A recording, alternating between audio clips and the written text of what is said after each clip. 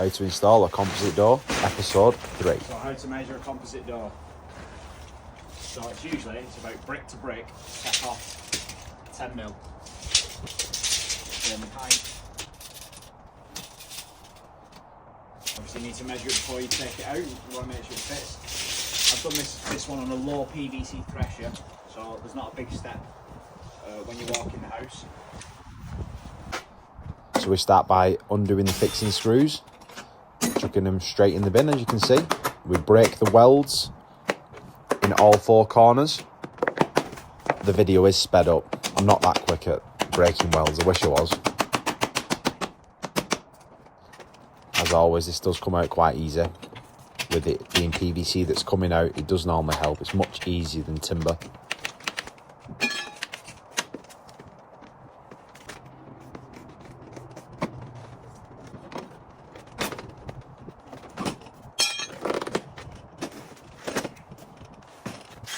Cleaning the opening with the wire brush attachment to the combi drill.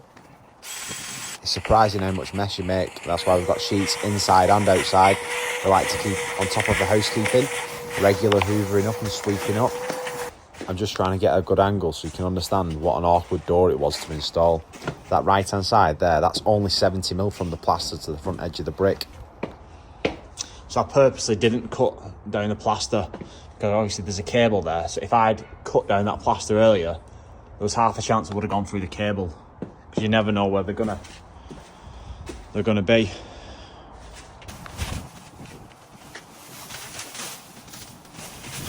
don't want to put these screws in too tight either. It'll make the lock neck bind. These are the best on the market, these. Coastal. So this is the 9, I think it's 9 mil.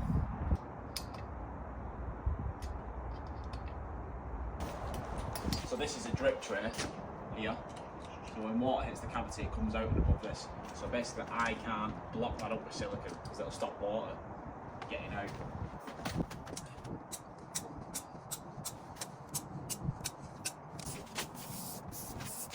I'm just checking it for the opening. That's level. That's touching the left. So that means it's probably going to be a bit of a bigger gap here.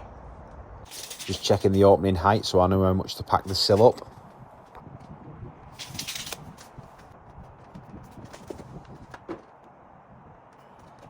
As I said, the plaster to the front edge of the brick was only 70mm and the door frame is 70mm. So I decided to put some trim there now, so then I can finish it off easier and make it look neater. Just sticking the DPC down to the brick, so that way then when we stick the sill down to the DPC, it doesn't just move from the brick, it's all stuck down as one. I'm going to put that archy there, which will make it easy for me to finish off. The door's now a bit tight. So you get these ribs that you can grind down to make the door smaller in height, so it fits a bit better. So I'm just grinding the ribs down. Some people might comment with their own opinion, but that's what ribs are for. These things happen.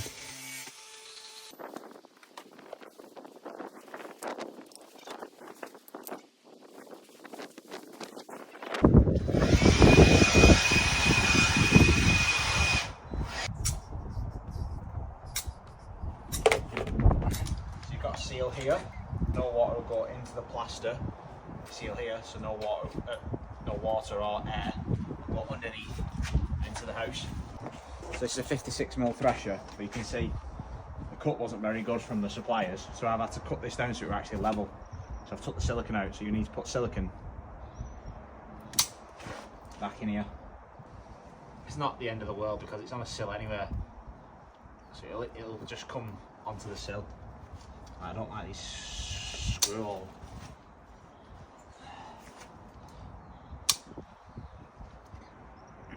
Shouldn't really have to do that, but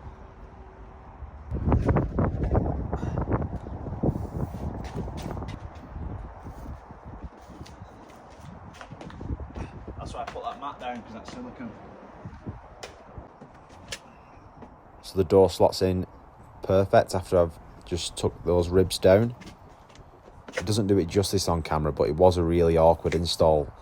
The right hand side, with the brickwork being flush with the front face of the door, it just was a little bit tricky to make it look right. But obviously I got there in the end, which we always do. It looked really good to finish off. This is one of the reasons why I keep the protective film on the outside, so when you put the spirit level on the face of the frame to keep the frame straight while you're fixing it, you're not then going to mark the frame with the spirit level. So that's one of the reasons that I leave the plastic film on purposely. And also, if you ever get any expanding foam that ends up on the door, it won't matter because it's protected. So I'm putting some masking tape along the brickwork so it makes it a bit easier for me. Again, people may comment saying they're neater at the sand and cement, which may be so, but the end result, I may have to use masking tape, but the end result is seamless and there's no excess mortar on the face of the brickwork.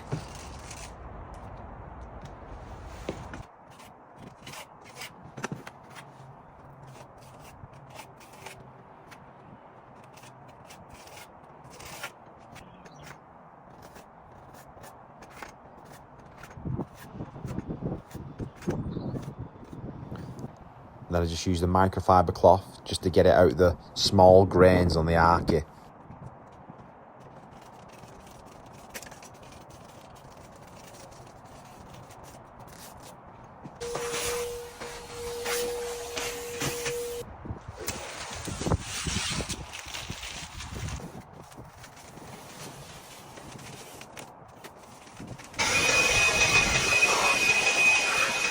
That's just glass cleaner that we use to clean the door slab and the glass, and a microfiber cloth to get in the grains.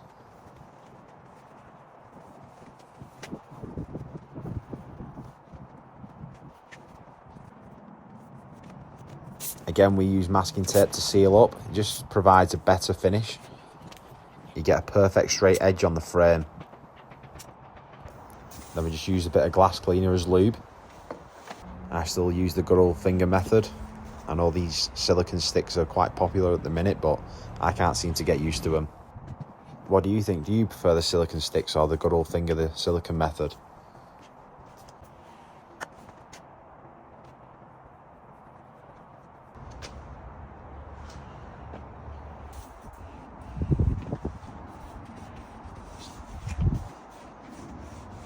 If that's not a perfect finish, then let me know in the comments if you could do it any better.